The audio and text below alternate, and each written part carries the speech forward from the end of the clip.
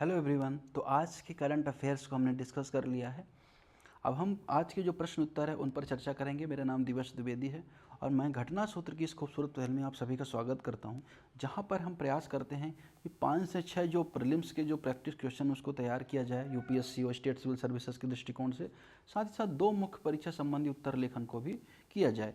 तो उसकी जो पहल है उसमें हम आज का जो पहला क्वेश्चन है वो बात करता है सेवर्स की संधि के बारे में। सेवर्स की जो संधि है 1920 में हुई थी, वो कुर्द के संबंध में निम्नलिखित में से कौन से प्रावधान थे। तो कुर्द, आपको पता है कुर्द एक ट्राइब है जो आप देखेंगे सीरिया है, इराक है, ईरान है, तुर्की है, आर्मेनिया है, इनके जो कुछ क्षेत्र यहाँ पे निवास करती है और ऑटोनोमस स्टेट की मांग करती है, उसके संबंध में यह बात है।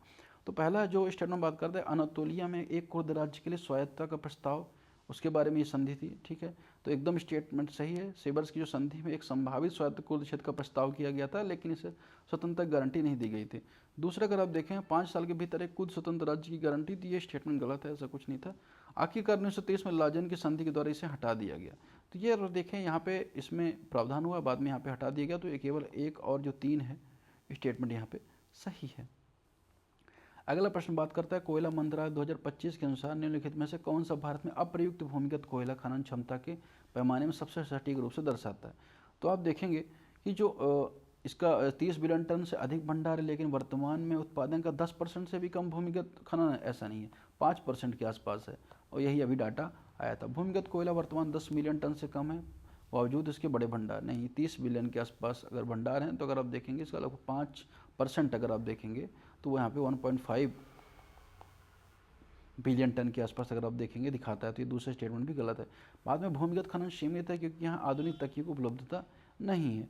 तो ये भी स्टेटमेंट हालांकि दिखाई देता है, लेकिन अगर आप देखें वर्तमान 2025 के जो कोयला मंत्रालय के अनुसार अगर आप देखें तो भारत में 30 बिलियन टन के कोयले हैं और इसमें केवल 5% योगदान करते हैं। तो ये बात यहाँ पे सही है। ठीक है, अगला प्रश्न यहाँ पे बात करें, आधिकारिक तौर पर 30 बिलियन टन से अधिक कोयला भंडार भूमिगत खनन के लिए उपयुक्त है, लेकिन भूमिगत खनन न केवल 5% यानी वित्तीय वर्ष 25 में 900 बिलियन टन के में लगभग 45 बिलियन टन योगदान करता है। प्रश्न क्रमांक 3 बात करता है चुनाव सुधार व नोटा के संदर्भ में बयानों पर विचार करें। नोटा को 2013 में प्रतिनिधित्व कानून में संशोधन के माध्यम से पेश किया गया। 2019 में आम चुनावों में सभी निर्वाचन क्षेत्रों में नोटा वोट 1 करोड़ से अधिक थे। वर्तमान में नोटा का चुनाव परिणाम पर कोई कानूनी प्रभाव नहीं है। इसके बाद तो केवल इसका 2 स्टेटमेंट सही है। नोटा को 2013 में सुप्रीम कोर्ट के आदेश के बाद पेश किया गया, ना कि कानून में संशोधन के माध्यम से। तो कोई भी ऐसा संशोधन नहीं किया गया नोटा को शामिल करने के लिए। और तीसरा स्टेटमेंट यहाँ पे सही है एकदम। नोटा का परिणाम कोई कानूनी प्रभाव नहीं होता है। वही यहाँ पे सुप्रीम कोर्ट ने चिंता जताई थी कि नोटा है और खासतौर पर जो निर्विरोध चुने जाना है उसको संबंध में लेकर क्या विचार हैं कोई केंद्र के या क्या विचार हैं अन्य संस्थाओं के। चौथा प्रश्न बात करता है वर्तमान अमेरिकी शुल्कों के संदर्भ में निम्नलिखित बयानों पर विचार करें। 2024 की शुरुआत तक चीनी तकनीकी वस्तुओं पर अमेरिकी शुल्क 145% तक पहुंच गए। ये स्टेटमेंट है। दूसरा, अगर ये शुल्क पहले बाइडेन प्रशासन के तहत पेश किए गए थे। तीसरा, यह मुख्य रूप से चीनी कृषि और वस्त्र निर्यात को लक्षित करते हैं। तो कौन सा यहाँ पे गलत है। तो यहाँ पे अगर आप देखेंगे तो आप पाएंगे कि जो केवल 2 सही है, कौन कौन सही है, पहला सही है और 2 व 3 गलत हैं। तो आप देखेंगे ये शुल्क बढ़ गए हैं, लेकिन ये बाइडेन प्रशासन नहीं बल्कि ट्रम्प प्रशासन के दौरान किए गए। ठीक है, और ये चीनी कृषि बल्कि स्टील व एल्यूमिनियम वगैरह ये क्षेत्र हैं उनको इलेक्ट्रॉनिक्स स्टील उन पर क्या कहते हैं टारगेट करते हैं। वर्तमान में WTO सुधारों को क्या तात्कालिक माना जाता है। तो आप तात्कालिक माना जाता है। क्यों तात्कालिक माना जाता है, क्योंकि अगर आप देखें प्रमुख अर्थव्यवस्थाएं बहुपक्षीय नियमों दरकिनार कर एक तरफा कार्रवाई क्षेत्रीय समझौते के माध्यम से काम कर रही हैं। ठीक है ना। तो यहाँ पर अगर आप देखें WTO को तात्कालिक सुधार की आवश्यकता हो जाती है। ये चीज़ यहाँ पे हमने देखा। अगर आप बात करें विश्व व्यापार संगठन की, तो अगर आप देखें इसके बारे में आपको पता होना चाहिए कि गेट पहले था और 1997 में गेट की जगह पे अगर आप देखें 95 में WTO ने स्थान लिया मराकश ट्रीटी के तहत। बाद में 71 जो दोहा राउंड होता है, उरुग्वे राउंड होता है जो WTO संबंधित है। ये आर्टिकल हमने यहाँ पर देखा। अगला प्रश्न मुख्य परीक्षा संबंध में पहला प्रश्न आज का है। वह कहता है कि क्षेत्रीय प्रभुत्व गश्ती ADP की भूमिका का विश्लेषण करें।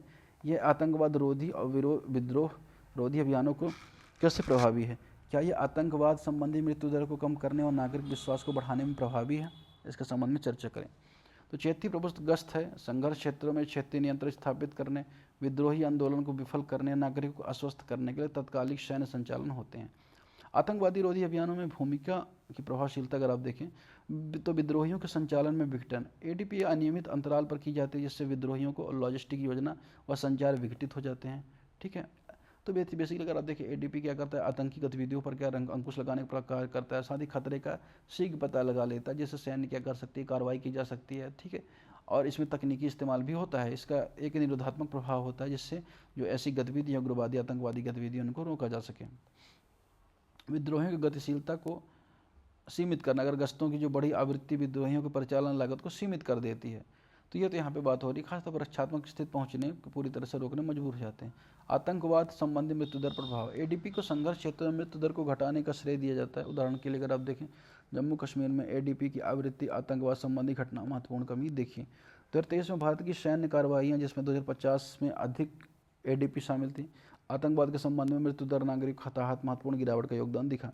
नागरिक विश्वास को बढ़ाना, एडीपी राज्य नियंत्रण को स्थापित कर कानून के शासन को मजबूत करके नागरिकों को विश्वास बहाल करने में योगदान देती है।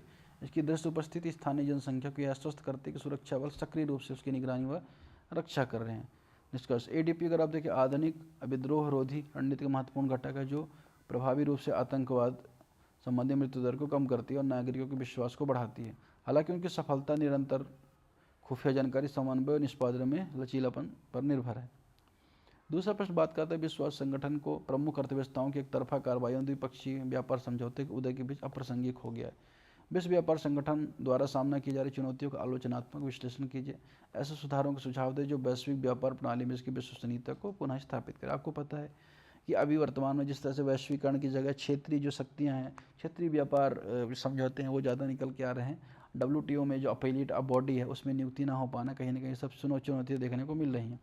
तो अब ये प्रश्न यहाँ पर उठता है कि 19 क्या WTO क्या निष्क्रिय हो गया है, कैसे किया जाए। विश्व व्यापार संगठन WTO 1995 में स्थापित हुआ था। साथ ही अंतर्राष्ट्रीय व्यापार को मुक्त, निष्पक्ष व अनुमानित बनाने के लिए एक वैश्विक मंच के रूप में इसे देखा गया था, जो वार्ता, विवाद समाधान, इन सबकी निगरानी के माध्यम से कार्य करता है। चुनौती अगर आप देखें, एक तरफा कार्रवाई देखने को मिलती है। अमेरिका ने बार बार विश्व व्यापार संगठन नियमों को दरकिनार किया। साथ ही साथ अमेरिका ने धारा 301, 232 के तहत लगातार एक पक्षीय शुल्क आरोपित किए, जिससे जो विश्व व्यापार व्यवस्था है उसको कहीं न कहीं चुनौती देखने को मिली।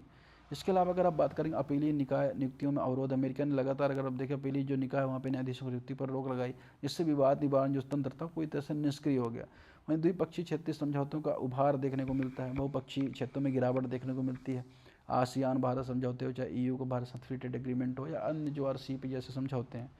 सुधार अगर देखें, सबसे पहले विवाद समाधान तंत्र में सुधार होना चाहिए, वहाँ पे जो न्यायाधीशों की नियुक्ति की जानी चाहिए, जिससे विवादों का निपटान हो सके।